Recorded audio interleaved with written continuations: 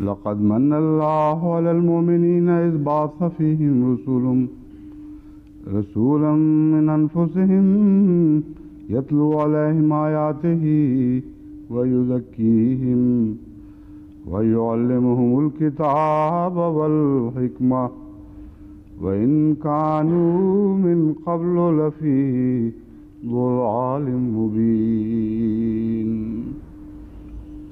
أولما أصابتكم مصيبة قد أصبتم مثلها قلتم أنى هذا قل هو من عند أنفسكم إن الله على كل شيء قدير وما أصابكم يوم التقى الجمعان فبإذن الله وليعلم المؤمنين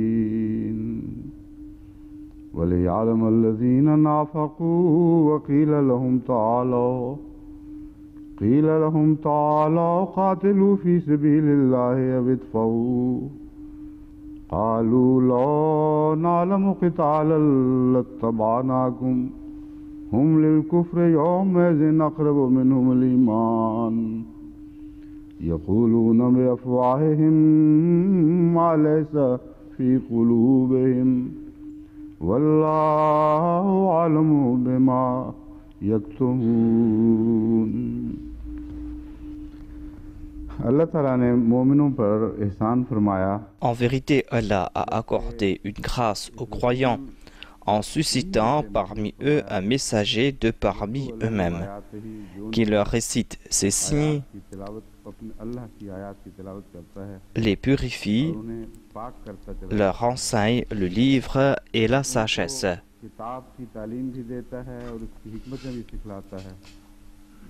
Et avant cela, ils étaient dans un égarement manifeste.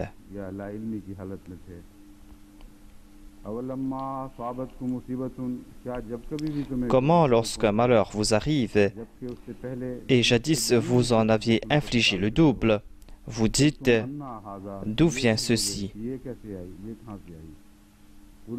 Réponds, cela vient de vous-même. Assurément, Allah possède le pouvoir sur toute chose.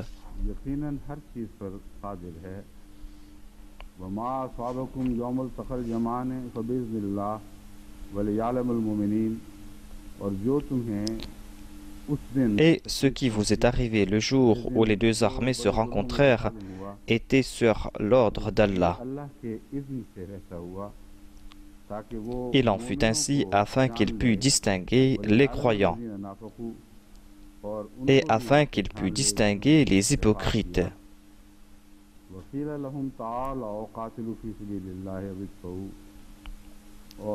Il leur fut dit, venez et battez-vous pour la cause d'Allah et repoussez l'assaut de l'ennemi.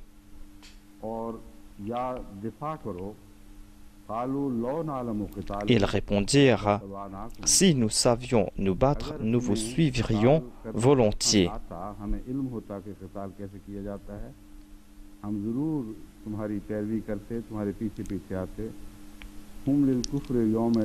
Ils étaient ce jour-là plus près de la mécréance que de la croyance.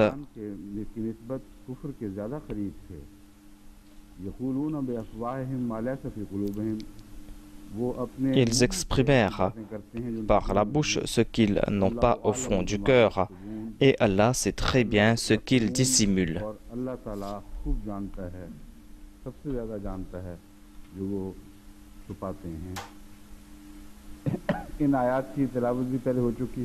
J'ai déjà récité ces versets, je suis en train de commenter sur le premier verset et on m'a dit que hier dans la traduction, j'ai traduit Liya'lam al-mu'minin afin que les croyants sachent.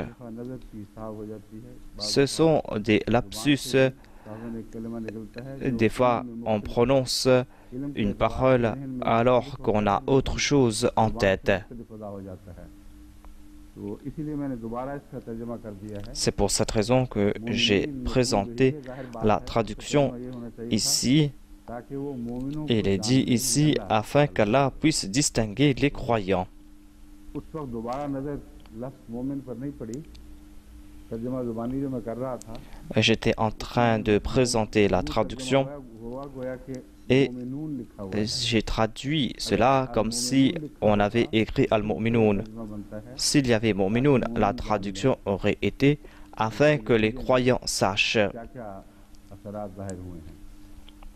लेकिन यहाँ Ici, मोमिनीन है। on trouve mention de Mu'minin. मैं बता रहा हूँ C'est दोबारा, pour cette raison que je suis en train d'expliquer cela दोबारा उसी तरह सुना जाएगा afin que l'on puisse présenter la meilleure traduction. कि ये दर्स जो जारी हैं ये कोई ऐसी दर्स नहीं है जो इत्तफाकन On est en train d'organiser ces classes et ces classes ne vont pas s'arrêter là. Cela va faire partie de l'histoire नस्लों की अमानत है। et ce sera une amana qu'on va confier aux nouvelles générations.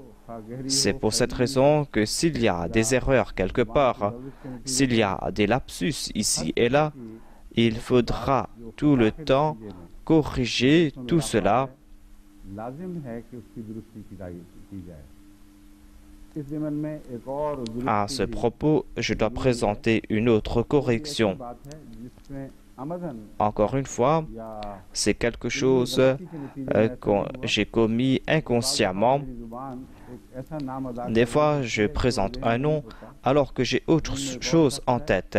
नाम J'ai en tête le nom de quelqu'un et je prends le nom d'une autre personne. या मुझसे कई दफा से Et j'ai commis cette erreur à plusieurs reprises. तो पता चला है कि Lorsque j'ai réfléchi, association j'ai compris qu'il y avait en fait की गलती है। une erreur d'association. जहाँ तक मज़ामीन का ताल्लुक है उनको तो अल्लाह ताला के फजल के साथ association Par la grâce de Dieu, je me souviens de tous ces sujets par association.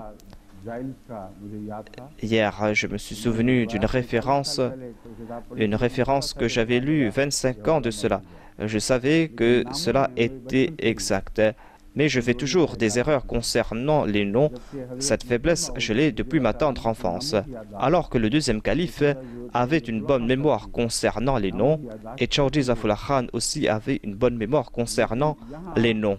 जो गलती सरजद हुई है वो एसोसिएशन की वजह से हुई। Ici, l'erreur que j'ai commise est en raison d'association. के मुकाबले पर ज़हन में सबसे पहले हज़रत Lorsqu'on parle du prophète Ismaël, on a aussi en tête le prophète Isaac. हज़रत याकूब की बजाय Et des fois, au lieu de dire Jacob, je prononce le nom Isaac, हज़रत याकूब alors que j'ai en tête Jacob. जिस लड़ाई का जिक्र Hier, j'ai évoqué cette lutte avec Dieu et je parlais en fait du prophète Jacob. है, सब अहले इल्म को ये Tous les gens connaissent cela. कि Tout le monde sait que les enfants d'Israël ont commencé avec le prophète Jacob. 12 बेटे Il avait 12 fils सरदार बने। qui furent chefs de 12 tribus. तो ज़हन में वाक़या याकूब का था। Donc j'avais en tête l'événement de Jacob et moi je prononçais le nom Israël. ऐसी गलती है एक दफ़ा पहले भी J'ai commis cette erreur auparavant aussi dans une session de questions et de réponses. J'ai en tête Jacob et je suis en train de prononcer Israël. मुकाबले पर मेरा ज़हन Car हमेशा पहले face au prophète Ismaël, j'ai tout le temps en tête le prophète Israël. तो याकूब के नाम की बजाय Donc au lieu de dire Jacob ou Jacob, j'ai dit Isaac. आपके सामने पेश कर रहा हूँ। ये ऐसी Je voulais présenter ces erreurs. इल्मी लिहाज से Ce n'est pas une erreur que j'ai commise parce qu'il y a un manque de connaissances. हज़रत इसहाक ही को Je ne considère pas le prophète Israël comme Israël. Israel थे। C'est Jacob qui était Israël औलाद ही et les enfants de Jacob sont appelés les enfants d'Israël. C'est un arbre qui a poussé grâce au prophète Isaac. बहुत सी शाखों में तब्दील हुआ है। एक और छोटी सी बात की तरफ दोबारा तवज्जो दिलाना चाहता हूँ। Je veux attirer votre attention vers un autre point qui est apparemment insignifiant. उसी वजह से ये दुरुस्ती भी लाज़िम Et il est important aussi de faire une autre correction. है। यहया को जो J'avais cité auparavant Mirza Yahya qui est venu après le Bab. et je lui ai donné le titre de Nukta. Après cela, j'ai corrigé cela. Je lui ai dit que c'était le Bab qui avait le titre de Nukta. Mais après recherche, j'ai essayé de connaître pourquoi j'ai commis cette erreur. Et je vous présente un point intéressant ici. Et on va corriger tout ce que j'avais dit auparavant. Le Bab s'était donné le titre de Bab, c'est-à-dire la porte grâce auquel va venir une autre religion. Et l'islam sera derrière cette porte. Après cela, au cours de sa vie, le Bab s'est pris le titre de Nukta et il a déclaré que je suis le Nukta, je suis le point sur lequel se focalisent toutes les prophéties et va débuter aussi une nouvelle création spirituelle. Lorsqu'il s'est pris le titre Nukta, le Mullah Hussein s'est pris le titre de Bab. Il a dit que vous avez quitté le titre de Bab et moi je suis le Bab maintenant.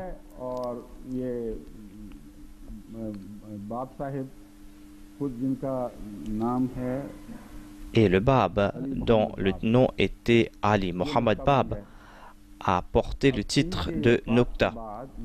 Après son décès, lorsqu'il a été tué, il a été exécuté. Après cela, son représentant était Mirza Yahya. C'est pour cette raison que j'ai dit que Mirza Yahya était le Nukta. Lorsqu'on a exécuté Bab, c'est Mirza Yahya qui fut son représentant.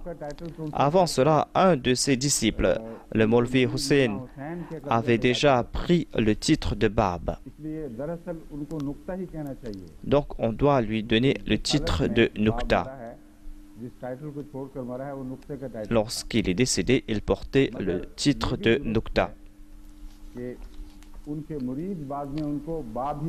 Mais après cela, ses disciples lui ont donné le titre de Bab.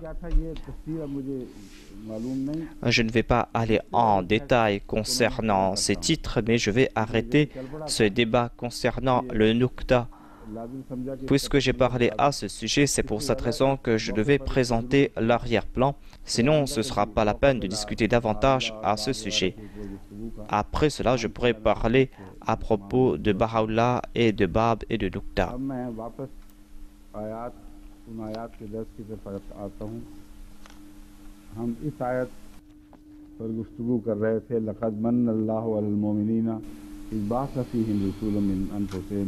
यतलू अलैहिम आयातिही व युज़क्कीहिम व युअल्लिमुहुमुल किताब वल हिकमा व इन कानू मिन क़ब्ल लफ़ी ज़लालिम मुबीन। इस ज़मन में शिया मुफ़स्सिरीन ने जो कुछ कहा है वो इस वक्त ज़ेर नज़र है। Nous sommes en train d'étudier ce que disent les exégètes chiites.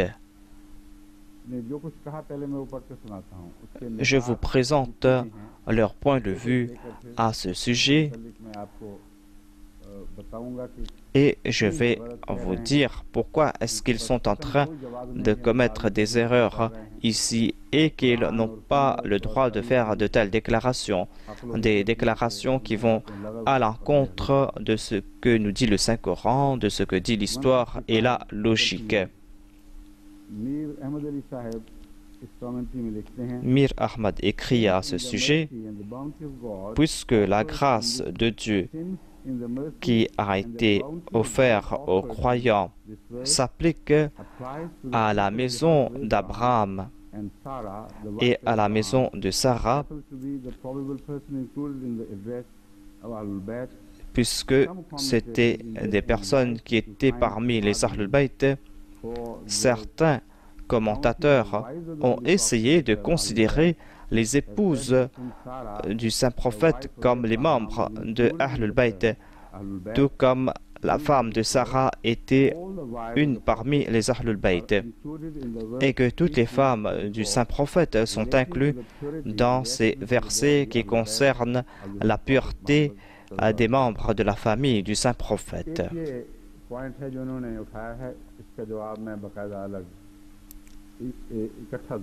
Je vais répondre à ces attaques après. Le résumé de ce qu'il a dit est que nous limitons le terme Ahlul Bayt à Hadrat Ali, Fatima, Hassan et Hussein.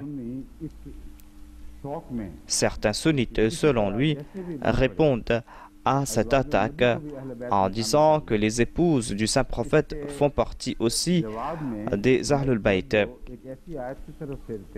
Et ainsi, nous nous tournons vers un verset dans lequel le Saint-Coran nous dit que les anges se sont adressés à Hadrat Sa'ira et lui a donné le titre de Ahlul Bayt. Et ils disent que c'est là un effort futile, ils ne pourront pas prouver que les femmes du saint prophète font partie des Ahlul Bayt.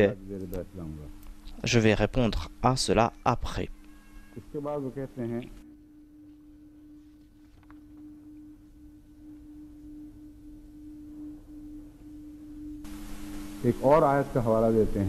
Il y a un autre verset qui concerne le prophète Noé.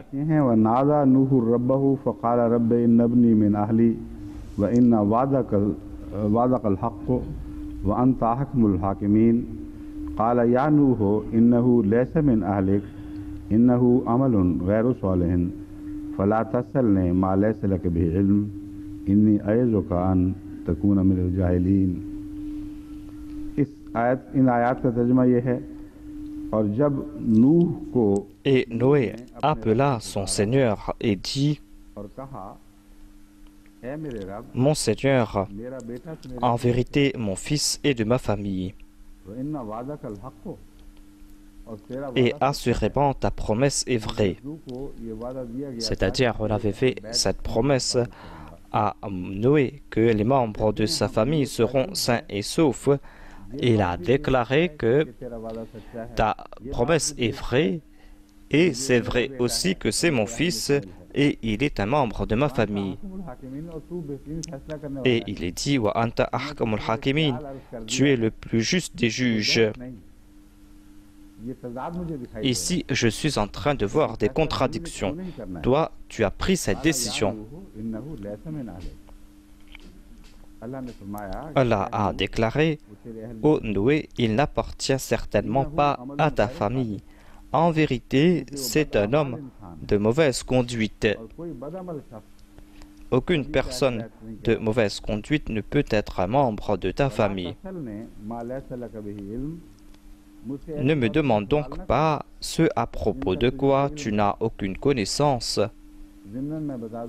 Je dois dire en passant, à ce sujet, Dieu est en train de dire: ne me demande pas ce à propos de quoi tu n'as aucune connaissance. Alors qu'on pose des questions concernant des choses qu'on ne connaît pas.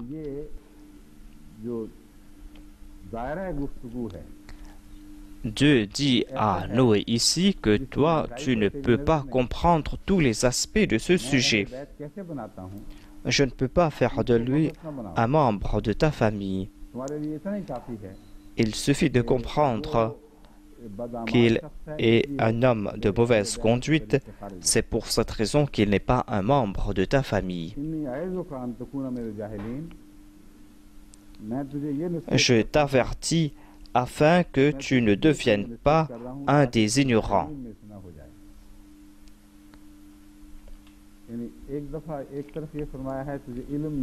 Il est dit tout d'abord que tu ne dois pas poser des questions à propos de quoi tu n'as aucune connaissance.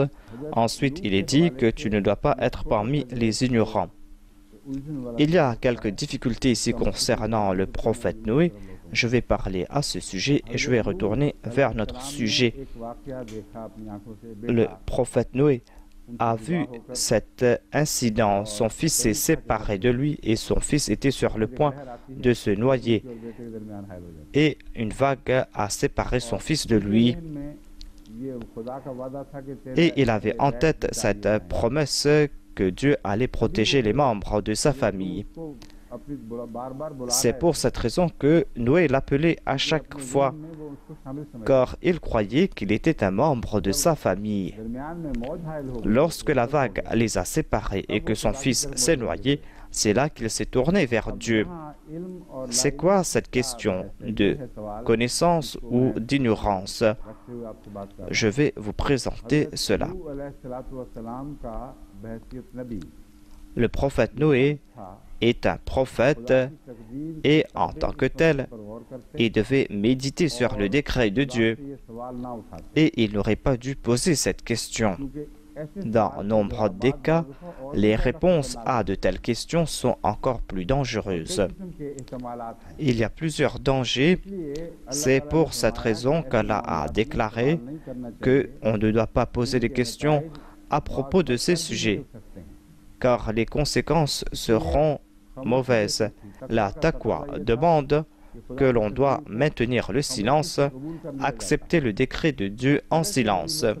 Et tout prophète est muttaqi, mais des fois, il y a certaines voix qui sont subtiles.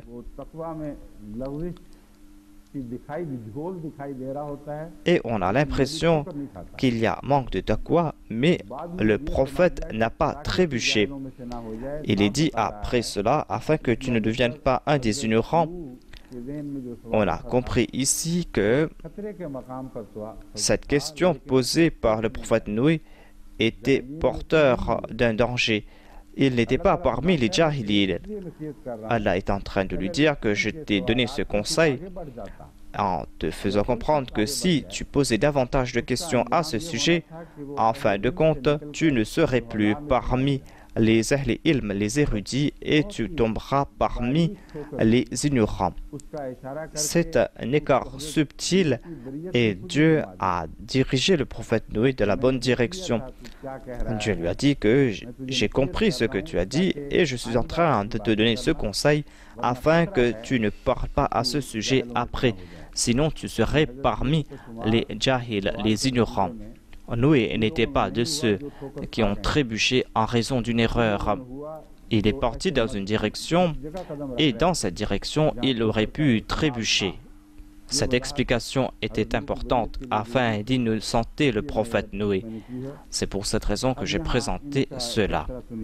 Le commentateur chiite déclare que cette référence à propos du prophète Noé nous fait comprendre que la naissance d'une personne dans la famille d'un prophète sans affinité spirituelle avec ce prophète ne va pas faire mériter à cette personne le titre de Ahlul Bayt. Donc, le terme Ahlul Bayt s'applique à ces personnes qui méritent ce titre dans la famille du prophète. Les mêmes restrictions concernent les autres parents, les relations de sang ou de mariage. Ce titre signifie avoir une affinité proche avec ce prophète et avoir progressé spirituellement. Ce qu'il a dit est simple et c'est la conséquence naturelle de ce sujet. Ahlul Bayt ne concerne pas les liens de parenté, mais il est important d'avoir une affinité spirituelle avec ce prophète. Mais après cela, il déclare que on n'est pas Ahlul Bayt grâce à des relations ou par mariage. Il dit aussi qu'on n'est pas Ahlul Bayt par relation matrimoniale. Par mariage, on n'entre pas parmi les Ahlul Bayt. Mais en fait, ici, s'il y a relation avec ce prophète et que la personne concernée est mauvaise, cette personne va sortir des Ahlul Bayt. Mais celui-là est en train de dire que le mariage n'a aucun rôle à jouer ici, c'est-à-dire, même si on est pieux, on n'entrera pas dans les Ahlul Bayt. En fait, il est question ici de bonnes œuvres et de vertus. Je vais répondre à cela après. Je veux tout simplement vous présenter en premier lieu ces points et je vais parler à ce propos après.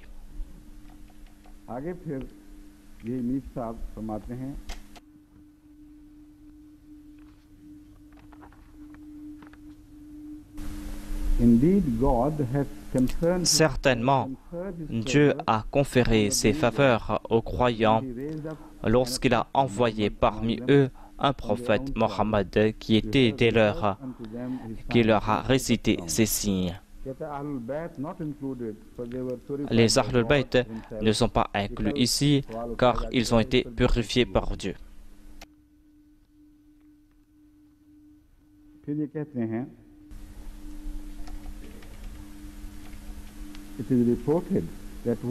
Selon un rapport, un jour, le saint prophète était en train de s'allonger lorsque Ali, Hassan et Hussein et Fatima sont entrés, et c'est là que ce verset a été révélé.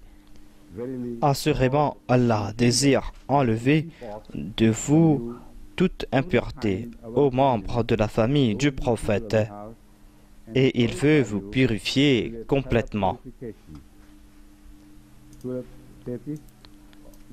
Chapitre 33, verset 34.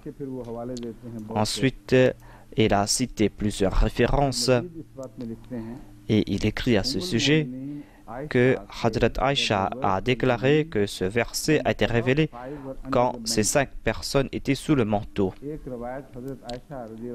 Il a cité Hadrat Aïcha et déclare qu'elle est Umm al-Mu'minin, la mère des croyantes. Puisque Hadrat Aïcha est en train de parler en leur faveur, c'est pour cette raison qu'elle est Umm al-Mu'minin. Et si Ali était un croyant ainsi que ces personnes qui ont été mentionnées ici, eh bien Hadrat Aïcha devient leur mère. Mais après cela, ils ont commis des outrages concernant cette même mère. Aïcha elle-même a déclaré qu'elle n'était pas parmi ces 5 personnes. Ces 5 personnages étaient sous le manteau, elle n'était pas là. Certains de nos frères ne comprennent pas sa situation et déclarent qu'elle est parmi les Ahlul Bayt et ont interprété ce verset du Saint-Coran de leur manière.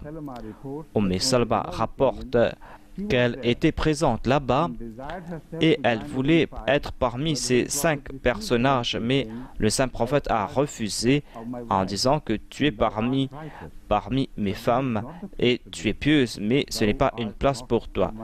Tu n'es pas parmi mes Ahlul Bayt. Et il n'y a pas d'échappatoire pour personne. Et les Ahlul Bayt sont le saint prophète, Hadrat Ali, Fatima, Hassan, Hussein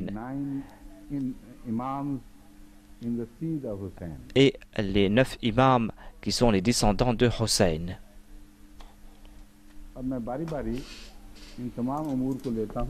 Maintenant, je vais prendre tous ces points afin qu'on puisse expliquer clairement cette question de Ahlul Bayt et afin que l'on puisse comprendre qui sont les Ahlul Bayt à la lumière du Saint-Coran et des Hadiths.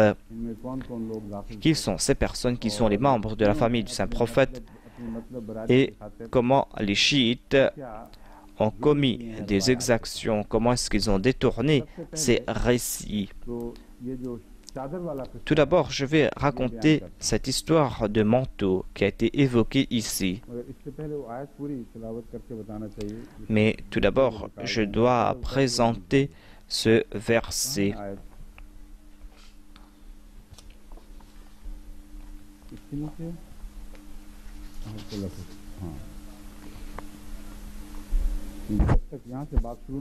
Tant que je ne parle pas à propos de ces versets, l'on ne pourra pas comprendre le sujet qui a été mentionné ici.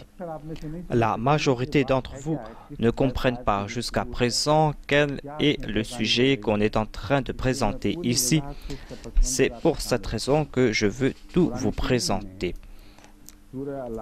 Dans la sourate Al-Ahzab, versets 32 à 35, on est en train de parler à propos des femmes du Saint-Prophète.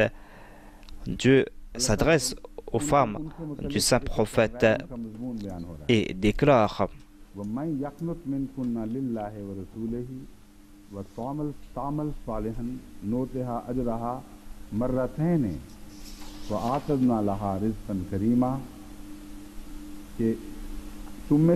Mais quant à celles d'entre vous, les épouses du saint prophète, quant à celles d'entre vous qui obéit à Allah,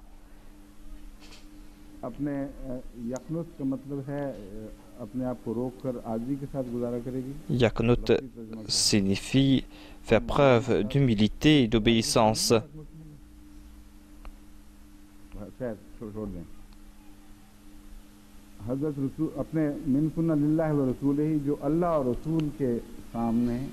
Quant à celles d'entre vous qui feront preuve d'obéissance et d'humilité à Allah et à son messager,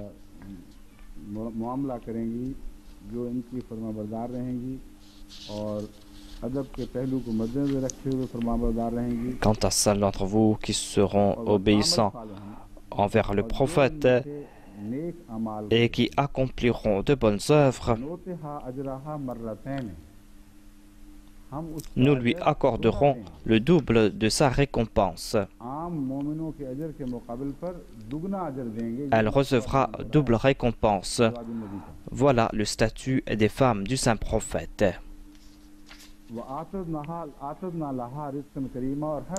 Et nous avons préparé pour elle une provision honorable.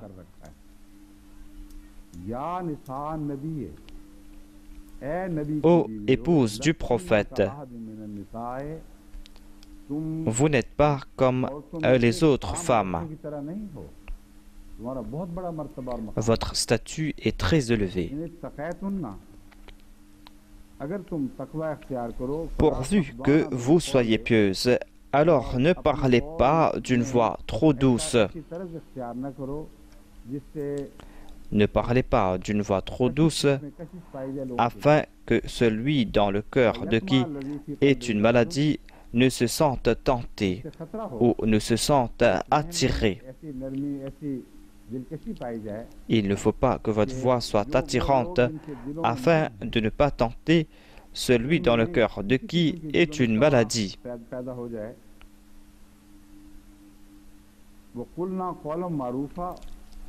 Ensuite, il est dit et prononcez des paroles décentes.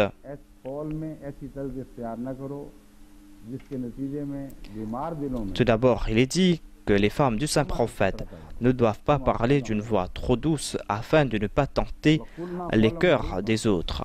Ensuite, il est dit وَقُلْنَا قَوْلًا مَعْرُوفًا, mais cela ne veut pas dire qu'elle doit parler sévèrement.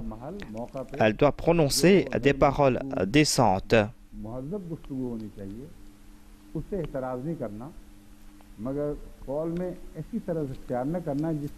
Mais elle ne doit pas non plus prononcer des paroles qui puissent attirer les autres.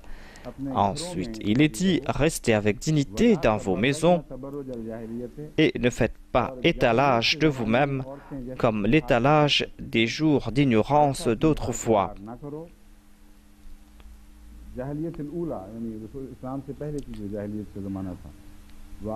Ensuite, il est dit, observez la prière, payez la zakat et obéissez à Allah et à son messager.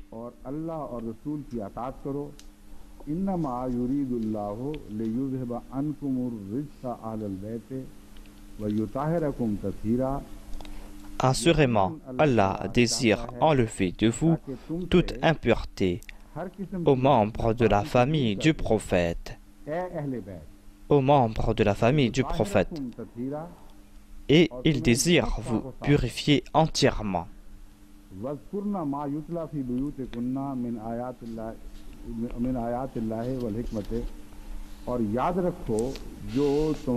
Et souvenez-vous de ce qui est récité dans vos maisons au sujet des signes d'Allah et de la sagesse.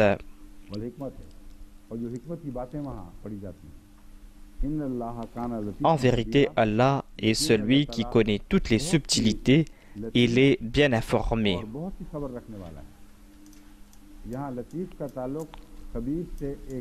Latif a un lien naturel avec Khabir. Ce qui est subtil peut s'immiscer partout, et celui qui est le plus subtil sera partout.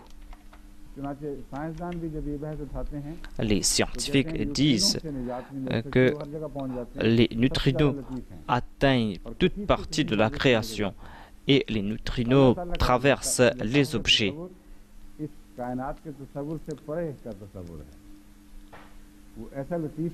Allah est Al-Latif et personne ne peut arrêter Allah. Et puisqu'il est subtil, puisqu'il est présent partout, on ne peut rien lui cacher. C'est pour cette raison qu'il est dit qu'il est Latif, qu'il est Kabir. Voilà les versets que les chiites vont citer tout le temps et ils tirent des conclusions qu'ici, Ahlul Bayt signifie Hadrat Ali, Hadrat Fatima, Hadrat Imam Hassan et Hussein, et que cela ne s'applique à personne d'autre. Vous avez entendu ces versets. Ce sont des versets clairs et nets. Et pour un seul instant, on ne peut pas croire que cela concerne autre personne que les épouses du saint prophète. On est en train de parler à propos des épouses du saint prophète. On ne parle pas d'autres personnes ici. Il est dit Waqarna fi buyutikunna, ô épouses du prophète, restez dans vos maisons, ne sortez pas. Ensuite, il est dit ne commettez pas les étalages de l'époque de la Jahiliya. Il est dit wa aqimna salata, et priez aux épouses du prophète et payez la zakat wa ati'na Allah wa rasulahu, et obéissez à Allah et à son messager. Et le verset continue.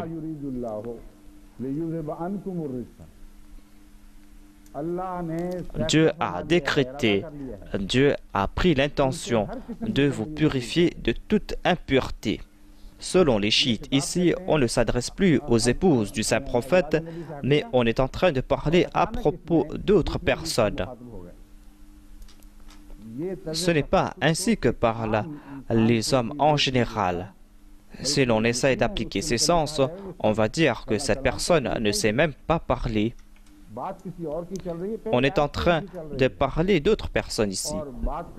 Et après, au milieu, vers le sujet est clair et net, puisqu'on est en train de parler à propos de la purification, puisqu'on parle à propos de la purification spirituelle. Lorsqu'on est arrivé au point ultime, Dieu a déclaré que nous avons placé toutes ces restrictions sur vous. Quelle en est la raison? Il n'y a pas de telles restrictions sur les femmes ordinaires, parce que nous voulons tout simplement vous purifier complètement. Et selon eux, on ne parle plus à propos des épouses, mais on est en train à propos de Hadrat Ali, de Hadrat Fatima et de leurs fils.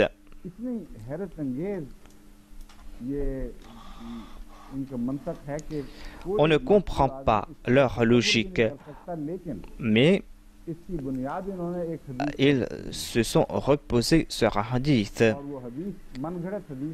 C'est un hadith farfelu que le musulman Maoud a évoqué dans un de ses ouvrages, et il a demandé pourquoi les ulémas musulmans accordent-ils autant d'importance à de tels hadiths. Les contradictions de ce hadith nous font comprendre que c'est une histoire inventée. On présente l'histoire d'un manteau purifié, alors que le Saint-Coran ne nous présente pas de telles histoires. La purification qui a été évoquée ici est claire et nette. Où est-ce qu'ils ont pu placer cette histoire de manteau dans ces versets? Ils disent que c'est un hadith de Hadrat Aïcha. Et cite aussi Hadrat Salma.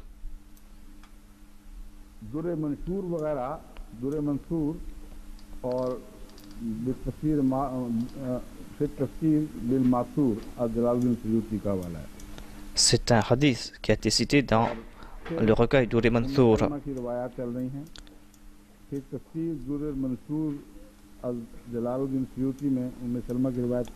Et il y a un autre récit d'Umm Salma dans Dur Mansour, et il y a certains de ces hadiths que les chiites abandonnent. Le résumé de tous ces récits est que Hadrat Umm Salma a rapporté que ces versets que je viens de vous présenter ont été révélés dans sa maison, Et il n'y avait que moi et le saint prophète. Et il m'a envoyé pour apporter Hazrat Ali et Hazrat Fatima, pour leur faire comprendre que ce verset a été révélé et je vais les couvrir sous mon manteau, car cette promesse les concerne. Hazrat Salma a essayé de mettre sa tête sous ce manteau et le saint prophète l'a arrêté selon ce récit et lui a dit que tu es pure, tu es pieuse et tu n'as pas besoin d'être là. Attends à l'extérieur. Il y a d'une part ces récits et ces mêmes chiites rapportent un autre récit de Hadrat Aïcha qui déclare que ces versets ont été révélés dans ma maison, n'ont pas été révélés dans la maison de mes Salma. Il n'y avait que moi et le saint prophète. Ils apportent un autre hadith selon lequel il est dit que Hadrat Aïcha a dit que c'était pendant la nuit et tous les membres de la famille du prophète étaient présents. Si ils n'étaient pas présents, on les a appelés dans la maison de Hadrat Aïcha. Voyez un peu les contradictions. D'une part, il y a Salma qui a dit que ces versets ont été révélés chez moi. Hadrat Aïcha qui déclare que ces versets ont été révélés chez moi. On dit que Hazrat Salma est parti chercher ces personnes. Et d'autres fois, on dit que Hazrat Aïcha est parti appeler ces personnes. Et dans un autre hadith, il est dit que ces versets ont été révélés dans la maison de Hazrat Ali et le saint prophète les a réunis tous ensemble. Voilà donc tous ces hadiths. Et les chiites citent le hadith de Hazrat Aïcha et disent que c'est sahih. Mais puisque ces paroles ne les plaisent pas, c'est pour cette raison qu'ils ont traduit ce hadith selon eux. Aïcha a dit, est-ce que je vais mettre ma tête sous le manteau? Le saint prophète a dit non. Ce n'est pas la peine. Tu es pieuse. Tu es pieuse. Est-ce que cela veut dire que ces personnes devaient se trouver sous ce manteau, ceux qui n'étaient pas pieux? Voilà la seule conclusion qu'on peut tirer. Selon leur traduction, le saint prophète a réprimandé Hazrat Aïcha et lui a dit de sortir sous ce manteau. Tout d'abord, ces récits sont faux et ensuite on est en train de mentir concernant la traduction de ces récits. Voilà donc la situation de ces récits, des récits contradictoires.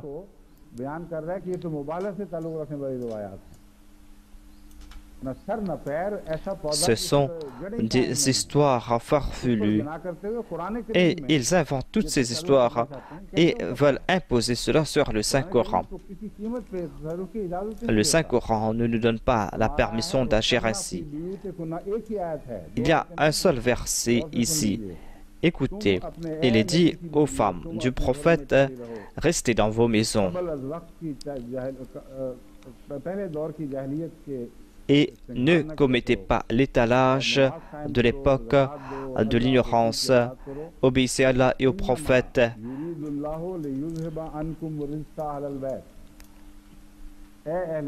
Ô Ahl Bayt, Dieu veut vous purifier de toute impureté.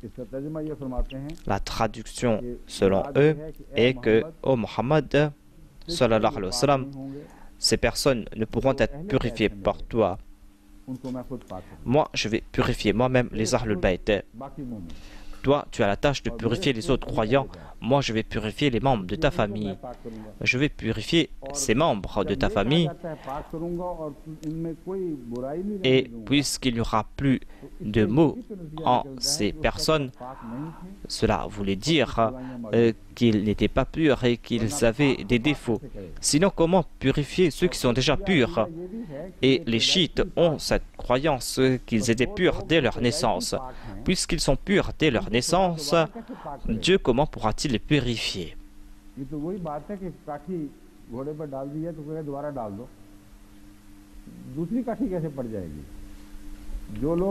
Ils sont déjà purs et Dieu est en train de faire à la promesse qu'il va le purifier encore plus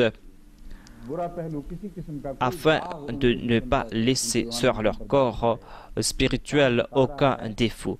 Cela nous fait comprendre qu'il y a des faiblesses. Certes, ce sont des faiblesses qui datent de l'époque de la Jahiliya. On est en train de parler de l'époque de la Jahiliya. Il est dit que vous avez apporté avec vous des traditions du passé. Vous faisiez de l'étalage auparavant. Abandonnez toutes ces pratiques. Cela ne vous sied pas, car vous êtes les épouses du saint prophète. Et la pureté de cette maison requiert cela de votre part. Vous ne serez pas les membres ordinaires de la famille du saint prophète.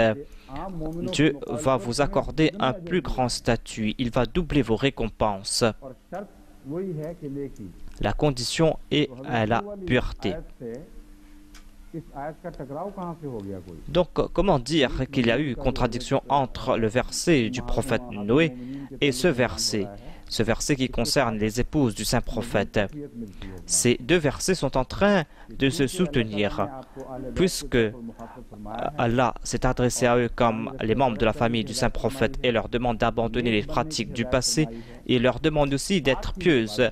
En même temps, il est en train de promettre que si vous n'arrivez pas à agir ainsi, eh bien nous allons vous promettre que nous allons vous purifier.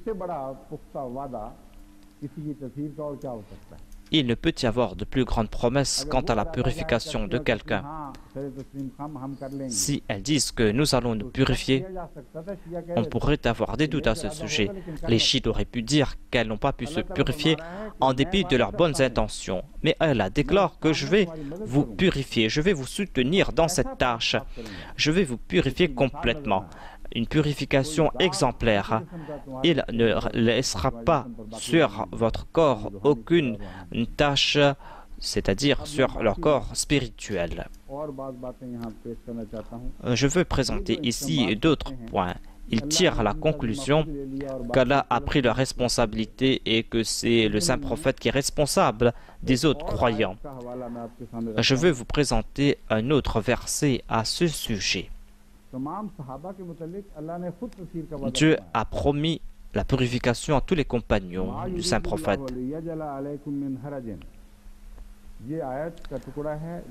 Ces versets concernent la purification, les ablutions. À la fin, Allah déclare: Dieu ne désire pas vous mettre en difficulté. Ce sujet est similaire au sujet qui a été évoqué concernant les épouses du saint prophète. Apparemment, ce sont des enseignements très sévères, mais le but, c'est de vous accorder des faveurs et non pas de vous mettre en difficulté. Puisqu'on parle de la purification et la purification des musulmans, Allah a déclaré clairement.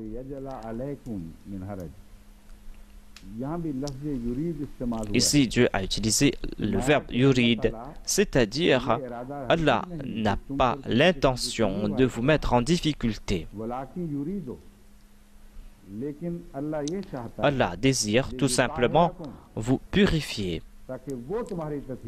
Allah désire vous purifier.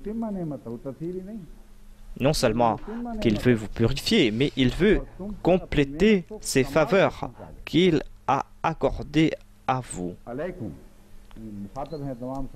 Et il s'adresse à tous les compagnons, la'allakum tashkurun, afin que vous soyez reconnaissants envers Dieu.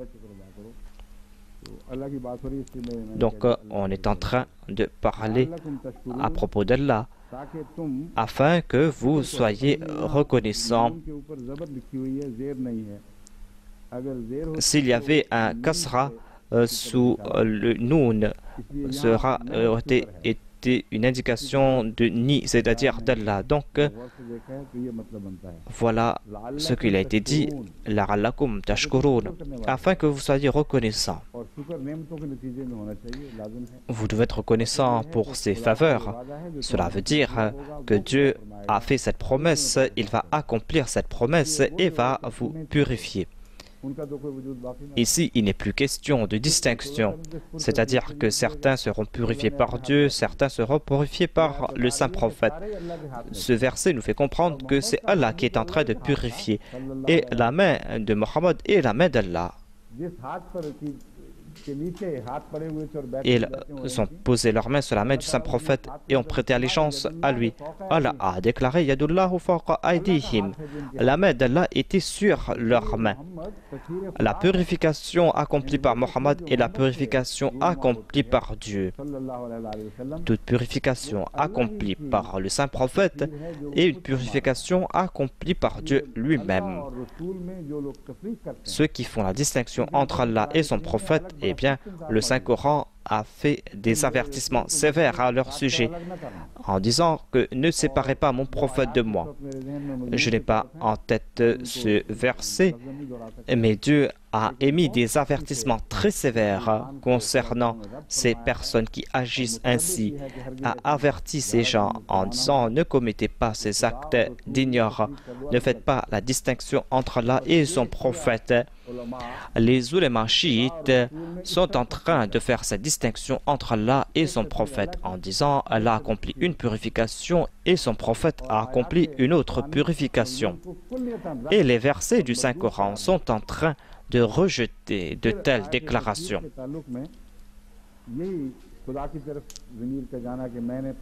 Ensuite, il cite d'autres versets du Saint-Coran à ce sujet.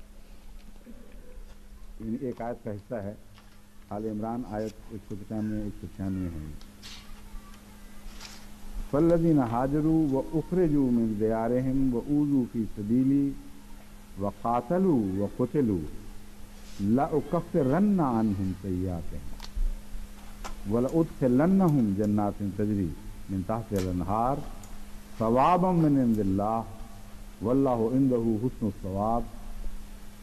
याद रखो.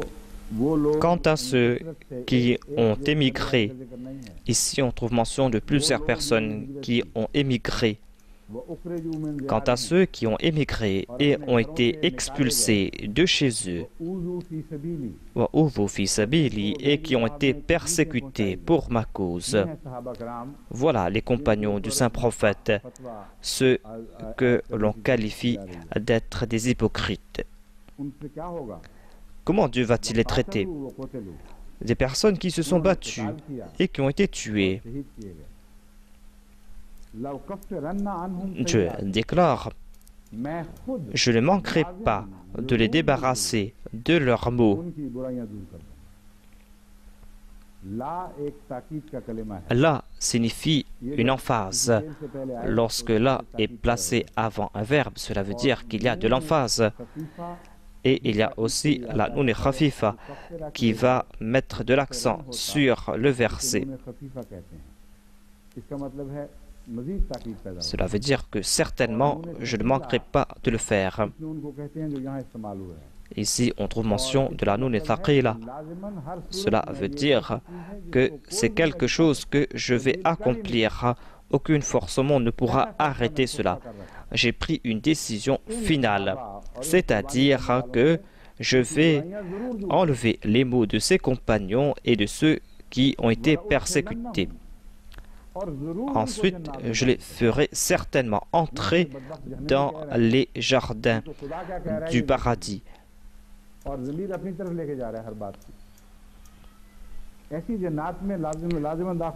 Dans des jardins à travers lesquels coulent des ruisseaux, une récompense de la part d'Allah,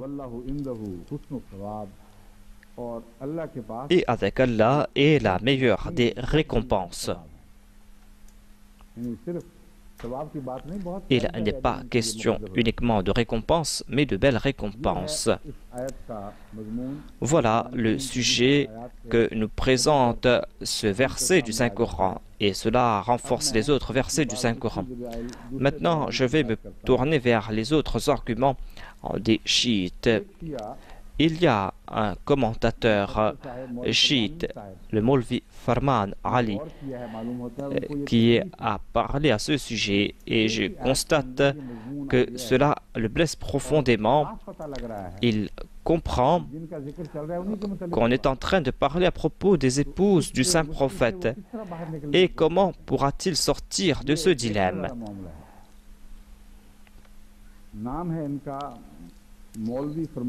Cet exégète s'appelle Maulvi Farman Ali.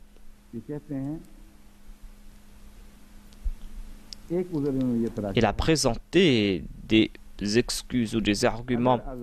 Et il déclare que si on parlait à propos des femmes du saint prophète, eh bien dans ces versets, ma qabal et ma ba'da, tout comme on l'a vu, les verbes étaient au féminin pluriel, eh bien on aurait maintenu ce féminin pluriel ici. Si cela concernait les femmes du saint prophète, on se serait adressé à elles au féminin pluriel. Et cette partie du verset n'est plus au féminin, mais se trouve au masculin. Et cela prouve, selon lui, que on est en train de parler à propos d'autres personnes.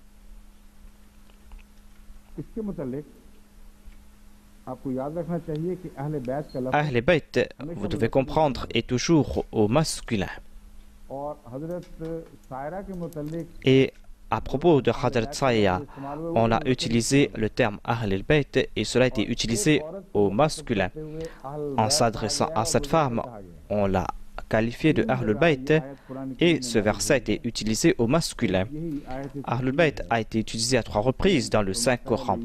Et ici, dans ce verset, il est dit « Liyuthiba ankum arisa Ahlul Bayti wa yutahhirakum tathira » Allah a pris cette décision. Yuridullah. Dieu désire vous purifier. Il désire vous purifier de tout mot.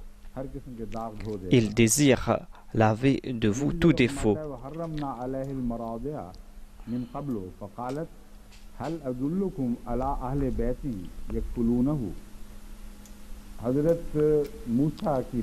On parle ici de la sœur de Hadrat Moussa.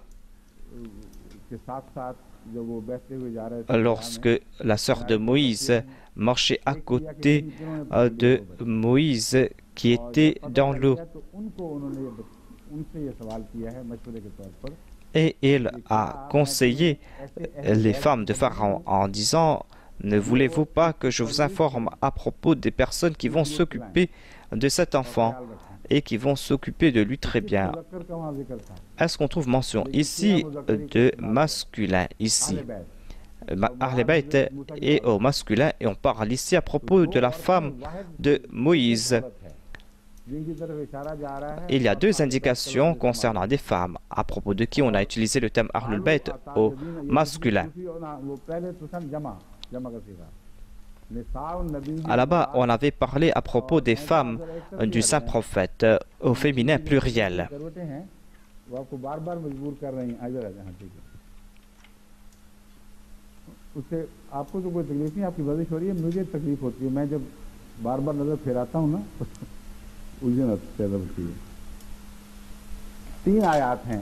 Il y a 3 versets et dans 2 versets, on a parlé à propos des femmes. Dans le verset 74 de la sourate Al-Hud, les anges ont dit « Ô dame, est-ce que tu t'étonnes concernant les actions de Dieu ?» Ici, encore une fois, on s'est adressé à cette dame au masculin en disant « Alaykum » que la grâce de Dieu soit sur vous ainsi que ses bénédictions. Ahl al-Bayt aux membres de la famille du prophète, c'est-à-dire aux Sarah. il y a une dame qui est là et qu'on a adressée au masculin singulier. Si on a parlé des femmes au pluriel là-bas, pourquoi cela doit-il tourmenter les chiites? Le Saint-Coran a toujours utilisé Ahlul Bayt au masculin et il n'y a pas ici des raisons pour soulever des objections. Mais ils disent que ce verset ne se trouve pas à sa place.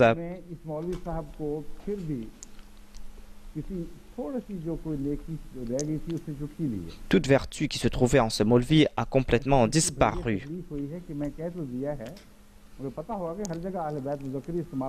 Il sait très bien qu'Ahlul Bayt a été utilisé au singulier. Et il a compris qu'on est en train de parler à propos des femmes du saint prophète et de personne d'autre.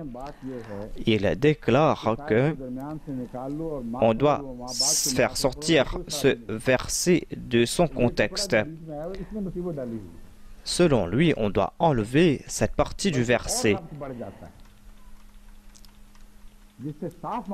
Il déclare aussi que l'on comprend que ce verset ne se trouve pas à sa place. On l'a placé ici pour un objectif particulier. Inna lillahi wa inna ilayhi raji'un.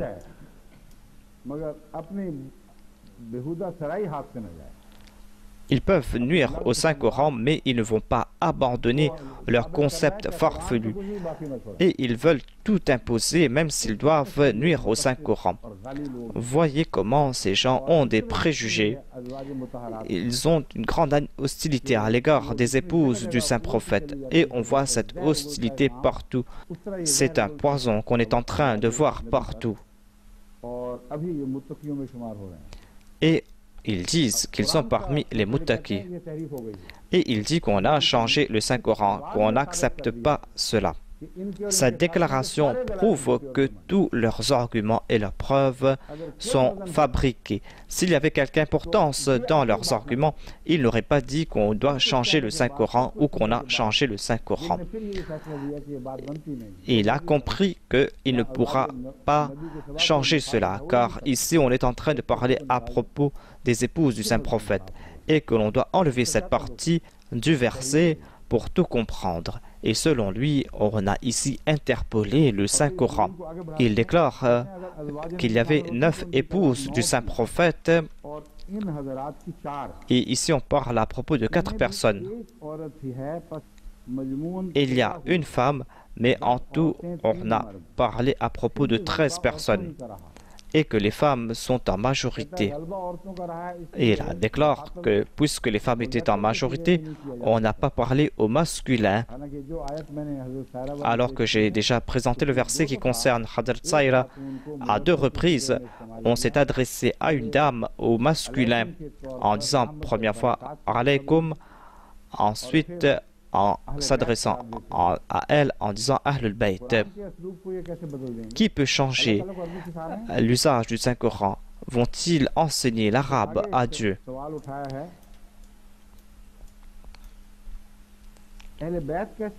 Ils disent comment peuvent-elles être les membres de la famille du Saint-Prophète? Il aurait pu les divorcer. Cela concerne en fait ces personnes à qui Dieu a interdit l'aumône. Cela concerne aussi les enfants d'Abu Talib. Et ainsi, on est en train d'élargir le cercle des Ahlul Bayt. Il y avait ces personnes qui avaient passé une partie de leur vie en dehors de l'islam et s'étaient attaqués aussi aux musulmans, parmi lesquels il y avait Hadrat Abbas, celui qui a été fait prisonnier et celui qu'on avait attaché à un pilier. Et celui qui se plaignait, et lorsque le saint prophète a entendu cela, il a fait preuve d'une grande justice. Il ne pouvait pas dormir parce que l'autre se plaignait. Lorsqu'il n'a plus entendu sa voix, il s'est levé. Avant, il souffrait parce qu'il y avait une relation personnelle avec cette personne. Mais ici, cela portait atteinte à sa justice. Il s'est dit qu'on a peut-être relâché ses liens parce qu'il est un membre de ma famille. Et il en fut ainsi. Certains compagnons ont donc délié ces liens. Il a dit que si vous êtes en train de relâcher ces liens, eh bien vous devez relâcher les liens de tous les prisonniers. Ils disent que les membres de la famille du prophète sont ceux à qui on a interdit la consommation de l'aumône. Avant, ils avaient cité l'histoire du manteau et maintenant, ils sont en train de parler de l'aumône. Et cela concerne en fait Hadrat Abu Talib et ne commence pas avec le saint prophète. Et selon lui, c'est les enfants d'Abu Talib qui sont les Ahlul Bayt. Mais cela veut-il dire qu'ils n'avaient pas de défaut alors qu'ils avaient vécu dans l'incroyance et ils étaient parmi ces soldats qui se sont attaqués à l'islam et qui ont été faits prisonniers. Ils ont inventé des histoires farfelues. Ils sont en train de présenter certains hadiths contre le Saint-Coran. Et lorsqu'on prouve qu'il y a des contradictions dans ces hadiths, eh bien, ils s'attaquent au Saint-Coran et disent qu'on a interpolé les versets du Saint-Coran.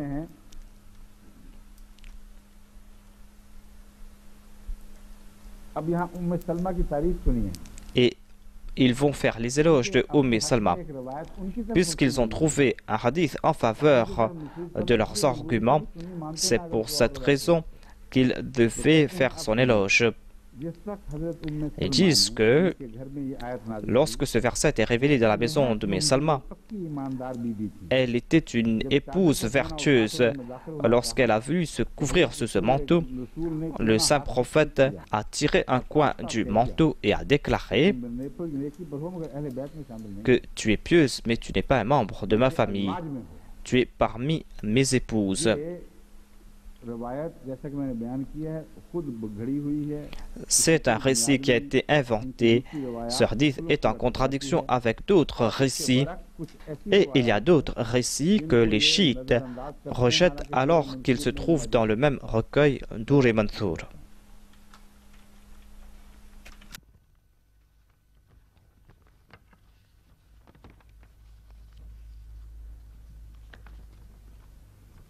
तफसीर दुर मंसूर जिल्द 3 सफ़ा 198 Dans le Tafsir Dur-e Mansour, volume 5, page 198 de Allama Jalaluddin Suyuti, il est rapporté de Ibn Abbas. C'est un hadith qu'il ne cite pas. Ibn Abbas a rapporté que ce verset Innama yuridullahu liyudhiba ankum rissa a été révélé à propos des épouses du saint prophète. Selon Ikrama, ce verset concerne les épouses du saint prophète. Il déclare à ce sujet que ce verset Innama yuridullahu liyudhiba ankum rijsa ne concerne pas le sujet que vous évoquez. Certains présentent d'autres personnes ici. Ikrama déclare que cela concerne les épouses du saint prophète. Hadrat Urwa déclare que ce verset s'applique aux épouses du saint prophète et que ce verset a été révélé dans la maison de Hadrat Aïcha. Et les chiites ont déjà présenté un autre récit que ce verset a été révélé dans la maison de Hadrat Aïcha.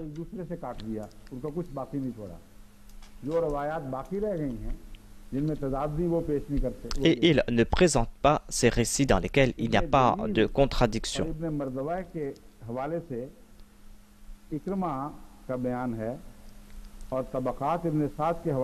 Selon certains récits, Ikrama ou Urwa avaient déclaré que Ahlul Bayt signifie les épouses du saint prophète et que ce verset était révélé dans la maison de Hadrat Aïcha.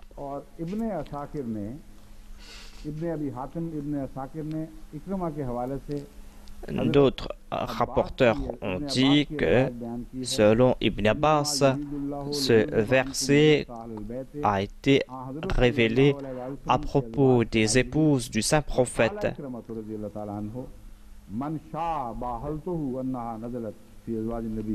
Il déclare que ce verset est clair et net et je suis prêt à faire la mubahala avec toute personne qui veut présenter un autre sens à ce verset. Pourquoi est-ce qu'ils n'ont pas accepté ce défi? Ils ont inventé des récits.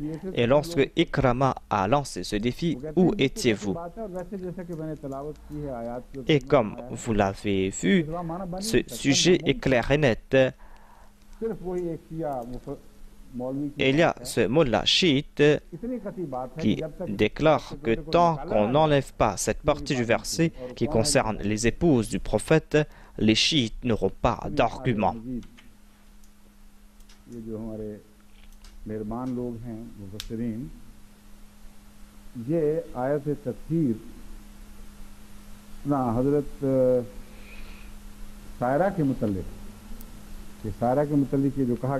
On est en train de commenter sur Hadrat Saïra et il déclare à ce sujet que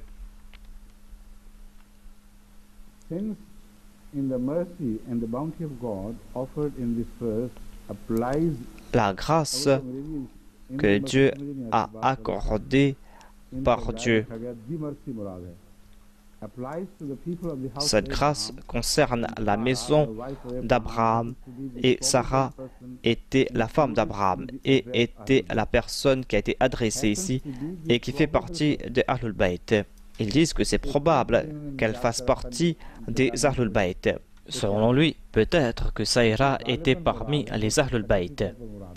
Ensuite, le même exégète chiite déclare que certains commentateurs ont essayé de trouver des arguments pour faire entrer les épouses du saint prophète parmi les Ahlul Bayt et disent que puisque Sarah était parmi les Ahlul Bayt, c'est pour cette raison que toutes les femmes du saint prophète sont incluses dans le verset 32-33 qui concerne la purification. Il déclare que les sunnites ont fait beaucoup d'efforts pour faire en sorte que les épouses du saint prophète soient comptées parmi les Ahlul Bayt. Et Sarah, la femme d'Abraham, a été considérée comme Ahlul Bayt. Il déclare aussi qu'intentionnellement ou inintentionnellement, ils n'ont pas compris ce qu'avaient dit les anges. Lorsqu'ils se sont adressés à Sarah, ce n'est pas en tant que femme d'Abraham, mais en tant que mère d'Isaac. Il est en train de dire qu'ici, on n'a pas conféré ce titre parce qu'elle était la femme d'Abraham, mais parce qu'elle allait être la mère d'Isaac. Et ils sont en train d'errer dans l'ignorance. On ne trouve pas de récit que la grand-mère du saint prophète, c'est-à-dire Hazrat Hajra, son aïeul, a reçu le titre d'Ahlul Bayt.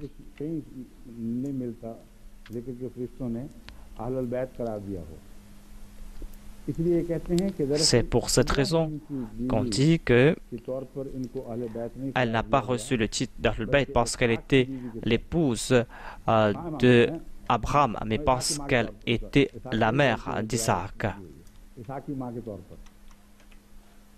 Selon les chrétiens, il y a eu cette progéniture pure, cette descendance pure, à qui est promis les bénédictions. Et cela commence avec la mère d'Isaac. Ces bénédictions sont liées avec les descendants de Sarah. Et afin de prouver leur argument, ils déclarent que Hadrat Hajra, qui était l'aïeul du saint prophète Mohammed lui, n'a pas reçu ces bénédictions et préfère soutenir les chrétiens. Ils disent que les déclarations des chrétiens sont vraies. L'aïeul du saint prophète Mohammed Mustafa ne méritait pas ces grâces car elle était uniquement l'épouse d'Abraham. Elle peut être son épouse aujourd'hui et ne pas l'être demain.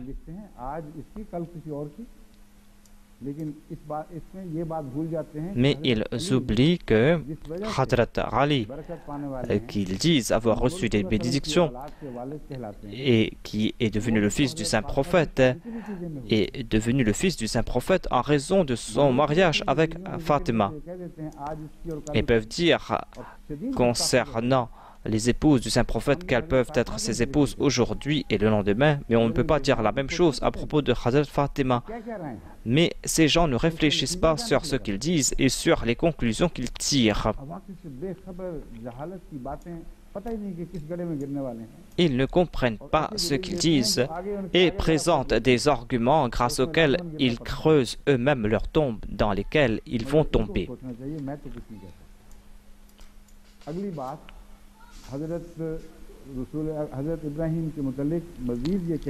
Et disent à propos de Hazrat Ibrahim.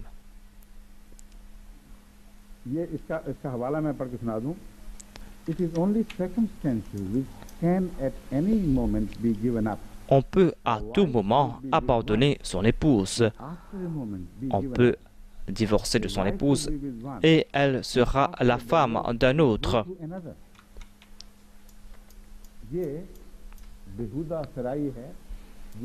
Voilà les indécences qu'ils sont en train de proclamer à l'égard de l'épouse du prophète Abraham, tout simplement afin de prouver leurs arguments. En tout cas, à propos des épouses du saint prophète, il a été dit qu'après leur mariage avec le saint prophète, elles ne pourront pas se marier avec personne d'autre. Et elles ont le titre de Ummahatul Mu'minin, elles sont les mères des croyants.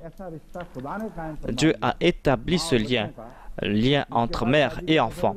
Et après cela, il ne sera plus question de mariage. Ces ulémas chiites oublient cela. Mais puisqu'on ne trouve pas cela à propos du prophète Abraham, c'est pour cette raison qu'ils sont en train de commettre cet outrage. Ils ne sont pas contents de leurs arguments. La femme d'Abraham était bénie. Et ils disent aussi, Sarah, la femme d'Abraham, était aussi la cousine d'Abraham. On doit comprendre qu'à part le fait qu'elle était l'épouse d'Abraham, elle était aussi sa cousine. Elle était la fille de son oncle. C'était donc une femme très honorable. Elle avait reçu ses bénédictions de cet oncle d'Abraham et pas d'Abraham, selon eux. Et ils ont rejeté Hazrat Hajra. Ce sont les mêmes arguments que les chrétiens utilisent contre le saint prophète. Afin de soutenir leurs idées farfelues, ils sont en train de soutenir les doctrines chrétiennes et dépassent même les chrétiens. Les chrétiens ne disent pas que Sarah a reçu ses bénédictions de son oncle. Ils disent qu'il n'a pas reçu ses bénédictions d'Abraham, il a reçu ses bénédictions de son oncle, c'est-à-dire du père de Sarah. Le Saint-Coran mentionne cet oncle, mais utilise le terme père, mais est en train de parler en fait de l'oncle. Le nom est Azar. Il n'était pas le père d'Abraham. Je dois vous faire comprendre ce sujet aussi. Selon la Bible, le prophète Abraham s'était marié avec sa sœur, une sœur qui était d'une autre mère, mais dont le père était commun.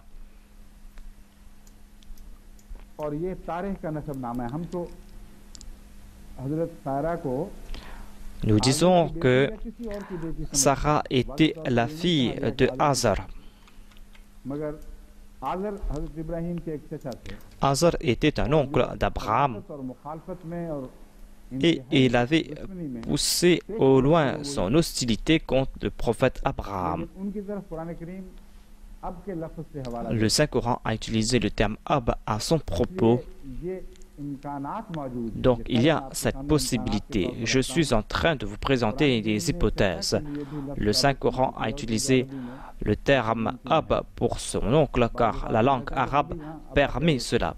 On utilise ces mêmes termes ici aussi. Mais peut-être qu'on a essayé de corriger l'erreur de la Bible. Et on disait qu'elle était la fille de Satan Tara. Abraham n'était pas le fils de Tara, mais le fils d'Azar. Donc il y a ces deux possibilités et il n'y a pas d'objection à ce sujet. La Bible déclare: voici la postérité de Terah. Terah engendra Abraham, Nachor et Haran. Abraham et Nachor prirent des femmes. Le nom de la femme d'Abraham était Sarai. La femme de Nachor était Milka, qui était la fille d'Haran.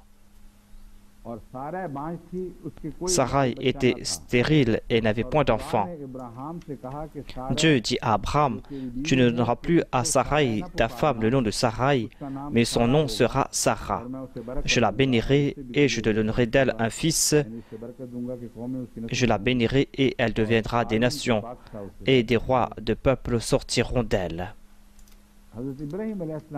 Abraham a dit à propos de Sarai: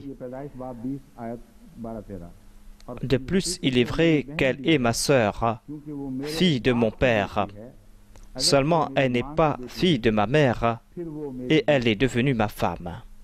La Bible nous présente ce concept ignare à propos du prophète Abraham et de Sarah, et nous fait comprendre que le prophète Abraham était le fils de Tara, Sarah était la fille de Tara,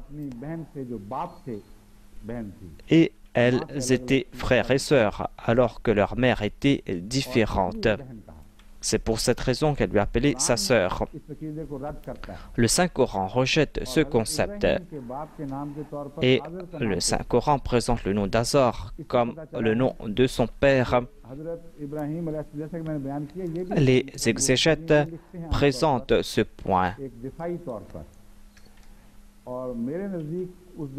Et je pense que la défense que moi je présente est plus forte. Et grâce à cela, on résout tous ces problèmes. Les commentateurs disent que puisqu'on dit que son oncle était son père, et les chrétiens disent que le Coran a commis une erreur ici. Il était le fils de Tara, oui, mais on l'avait qualifié aussi de fils d'Azar. Si on accepte cela, on va devoir accepter qu'il s'était marié avec sa sœur. La Bible est en train de commettre une erreur. La Bible commet des erreurs concernant les généalogies et il y a plein d'erreurs dans ces noms et dans ces généalogies. Lorsque nous allons écrire un commentaire sur la Bible, nous allons présenter cela au monde. Mais je voulais tout simplement dire que pourquoi ne pas accepter ce que nous dit le Saint-Coran? Il était le fils d'Azar, car ailleurs le Saint-Coran déclare qu'il avait fait cette promesse à son père que je vais demander à Dieu de te pardonner.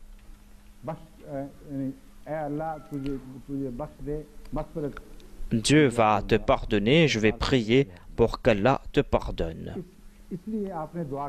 C'est pour cette raison qu'il avait prié. Mais puisqu'Allah a déclaré qu'il est l'ennemi de Dieu, Abraham s'est repenti et il a déclaré que je ne vais plus prier pour lui. Allah l'a empêché de prier davantage. Voilà le point que je voulais présenter. D'où viennent donc les bénédictions de Sarah? Elle était la fille de Tara, elle était peut-être la fille d'Azar.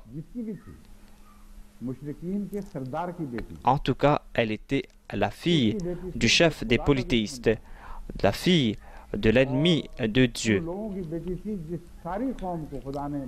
Et toutes ces personnes avaient rejeté l'existence de Dieu. Ces personnes ont été maudites par Dieu. Cet imam des chiites déclare que les commentateurs sunnites essayent de considérer les épouses du saint prophète comme les membres des Ahlul Bayt, mais ne comprennent pas que Sarah était de la famille d'Azar, et parmi ses aïeux il y avait Tara. La grandeur de Sarah était avec ceux qui étaient des polythéistes et qui avaient essayé de tuer Abraham. Ils avaient jeté Abraham au feu et voulaient mettre fin à leur génération. Et certainement, Allah a refroidi ce feu pour Abraham. Ici, ils sont en train de détourner le sens du terme Ahlul Bayt et pensent que cela est en leur avantage. Parmi les Ahlul Bayt, ils ont placé Abu Talib. Ils écrivent Abu Talib alayhi salam, alors qu'on sait très bien qu'il n'y a pas de récit que Abu Talib avait prêté allégeance au saint prophète, qu'il avait embrassé l'islam. On sait aussi qu'il voulait retirer sa protection au saint prophète. Il a dit que je ne pourrai pas soutenir davantage la protection de mon peuple et je ne vais plus t'accorder ma protection. Et selon eux, les chiites, sa noblesse débute avec ces gens. Voilà comment ils ont détourné ces sens. Ils essayent de tirer leur honneur de l'incroyance et du shirk. Et selon eux, il est interdit de chercher cet honneur auprès du saint prophète.